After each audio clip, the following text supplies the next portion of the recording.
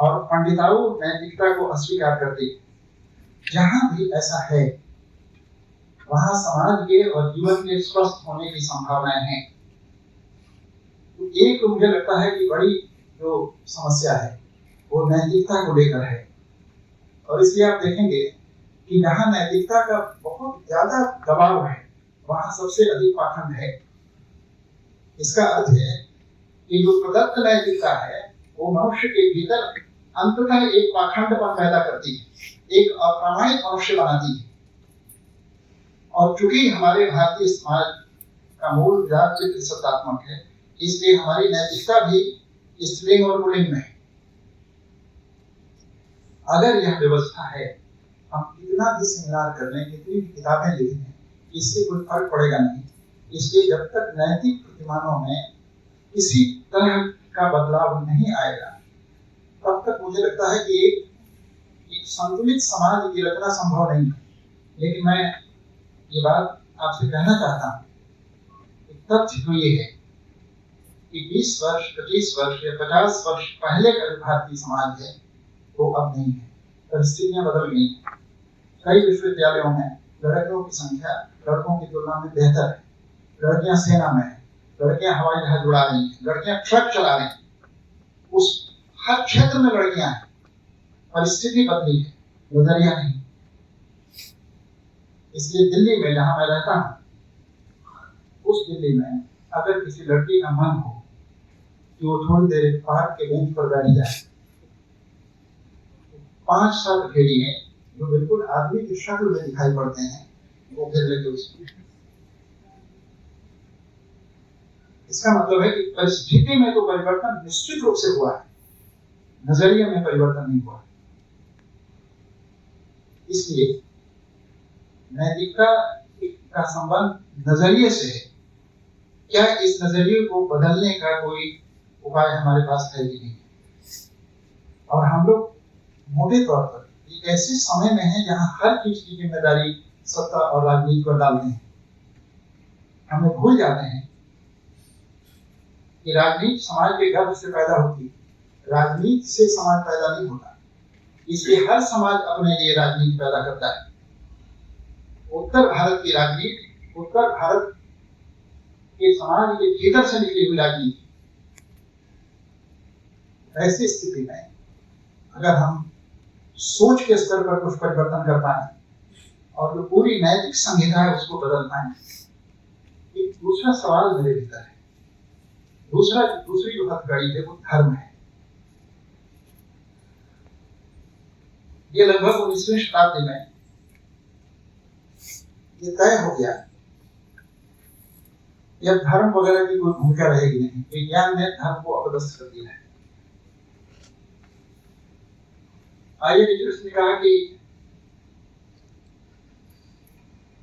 क्योंकि अब ईश्वर और धर्म रह नहीं सकता और कविता किस पर होगी? ये धर्म की जो अनुपस्थिति है उसको भरेगा कौन? तो उन्होंने कहा कि कविता से ये भराव हो जाएगा। कविता धर्म जगह ले सकती है। तो धर्म एक बड़ा मसला था, लगता था कि ये सब खत्म हो जाएगा। लेकिन अभी मेरे ख्याल से पिछले साल वो बड़ा वाला कुंभ खत्म हुआ है, इसमें आंकड़ों के हिसाब से 65 करोड़ के आसपास लोग हैं, यानी हिंदुस्तान की आधी आबादी पूर्ण रूप ले गई। ये कैसा आधुनिक समाज है? उत्तर प्रदेश में घटना हुई, इसमें एक बर्खास्त सिपाही बाबा हो गया और उसकी चरण धूल लेने के लिए जो भगदड़ मची उसमें 20-25 लोग मारे। ये धर्म की जो स्वीकृति है आचरण के स्तर पर। मैं कई बार संस्कारों के कारण घबराता हूँ कि धर्माचार्यों के बारे में खराब बात कह रहा हूँ और देवी देवताओं के बारे में, लेकिन मैं स्वीकार करता हूँ कि वैष्णो देवी में जो भीड़ है ये इनकम टैक्स चुराने वालों और अपराधियों की भीड़ है, जो अपने कलाई में लगभग 250 ग्राम से लेकर आधा किलो तक कलेवा बांधते हैं और परले दर्जे के बीमार हैं। तो साईं बाबा हों या वैष्णो देवी हो या अन्य अन्य जितनी चीजें हैं, विज्ञान का और रैशनैलिटी का अगर इतना अधिक प्रकाश है तो फिर इतना अंधेरा क्यों है? और धर्म की कीमत सबसे अधिक चुकानी होगी स्त्री को, क्योंकि धर्म की मूल प्रकृति ही पितृसत्तात्मक है। मेरी जानकारी में, हो सकता है कि मेरी जानकारी की सीमा, मेरी जानकारी में एक भी ऐसा व्रत भारतीय समाज में नहीं है जो पुरुष स्त्री के लिए करता, एक भी। ऐसी संरचना है और किस तरह बनाया गया और किसके मुहावरे में बनाया गया? ये धर्म के मुहावरे में बनाया गया, तो धर्म ऐसा कह रहा है। हिंदू जैसे कॉलेज में जो हिंदुस्तान का सबसे बेहतर कॉलेज माना जा रहा है, और है कि नहीं ये मैं नहीं जानता, उसमें जींस और टी शर्ट पहनने वाली लड़कियां करवट क्रॉस करते हुए पाई गई है। मैंने कहा था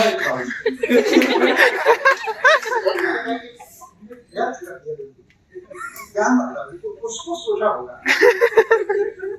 ऐसे मुझे लगता है पंजाब से फैल गया पूरा फिल्मों के कारण। ये स्त्री पराधीनता की एक बड़ी वजह है। और तीसरा जो अब मुझे जो लग रहा है, धर्म और नैतिकता से बड़ा जेल है, जेल की तरफ नहीं दिखाई पड़ रहा है। कई बार चिड़ियाघर के जानवरों को पता नहीं होता कि वे जंगल में नहीं है। ज्यादा सुविधा होती है, वहां पर मांस मिल जाता है और सब, लेकिन उन्हें पता है कि जहाँ रहते हैं वो एक दिवाली है जो बोगनवेलिया के लताओं से ढकी हुई है, दरअसल बंधन। तीसरी बड़ी जेल जो है वो है बाजार। दिल्ली में मुझे लगता है कि अनाज की दुकानों की तुलना में 50 गुना ज्यादा अधिक दुकानें ब्यूटी पार्लर्स की हैं। विज्ञापन ये कहता है ये जो फेयर एंड लवली है 5 दिन के भीतर अगर रिजल्ट नहीं है पैसे वापस करते, और स्क्रीन पर लड़कियां थरथराते हुए गोरी हो रही है। लेकिन सवाल ये है कि गोरा होना क्यों जरूरी है? जो प्रकृति ने कर दिया है, जो प्रकृति ने चेहरा दिया है, प्रकृति ने रंग दिया है, वो पर्याप्त क्यों नहीं? एक तरह से बाजार में जो हमारे विचारों की अपनी संपदा थी, विचारों की वह संपदा जिसके आधार पर हम अपनी शर्तों पर जीने का निर्णय लेते हैं, अपनी शर्तों पर जीने के निर्णय को पूरी तरह से बुलडोज कर दिया है बाजार ने।